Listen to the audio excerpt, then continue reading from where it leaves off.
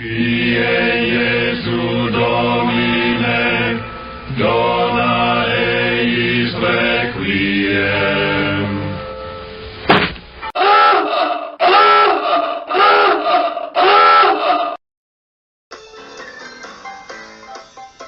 Good morning. Let's get that glare, man. That little light here in front of the computer is bright.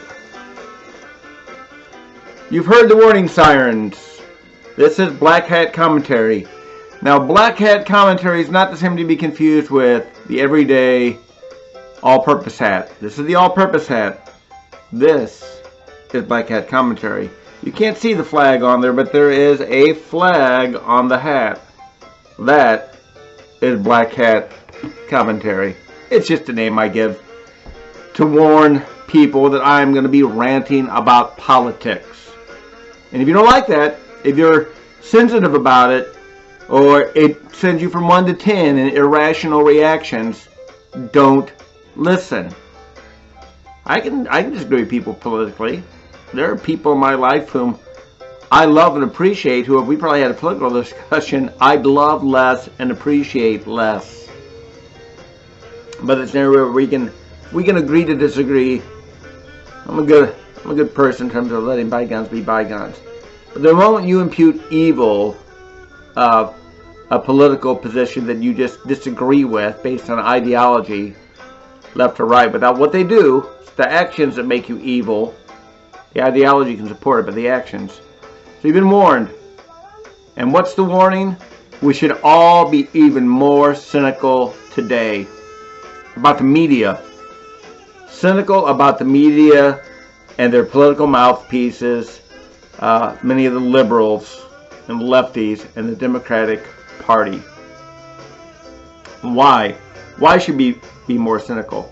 I'll give you two instances of where we ought to be incredibly cynical because of everything we've heard before and then how it's done now. When the shoe's on the other foot, the left does nothing but ignore the past. So, case one, Supreme Court Justice Brett Kavanaugh, crucified in the media, humiliated, hounded to the point where they'd hoped he'd quit. It was non-stop. You can go back here, and you can find a lot of my rants. And I don't even know if I had the warning then. I've gotten a little more sophisticated as time's gone by. But you can go look at some of the Kavanaugh ones. And I rant pretty directly about how the media hounded Justice Kavanaugh. Tried to destroy his reputation, ruin his life, damage, and taint his future.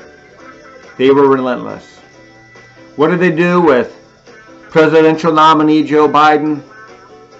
Dismiss a very credible one and then disqualify away all the things we got pictures of Joe Biden doing.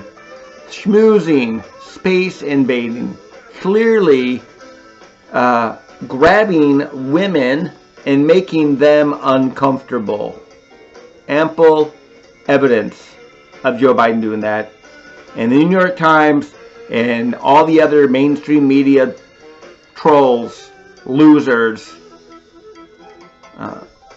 just give Joe a pass. So yeah, that should be a big strike of cynicism in you. The media is worthless, 90% of it. Even a lot of the quote conservative media should be held with suspicion. They are not our betters. They are not our servers. They are people making money with an agenda that I'm opposed to. So there's one. Hate the media. They are the enemy with good reason. Point number two, with all this quarantine stuff going on, I don't know if it's right or wrong, but the question's been raised by a news pundit I do trust a few. Oh, why do you trust them, Tom? Because I agree with them, yeah, but also I think they have some common sense. They're looking for facts for things. And Tucker Carlson raised the question last night. I listened to it this morning on a rebroadcast. Why do we go with the Chinese model of responding and not the Swedish model?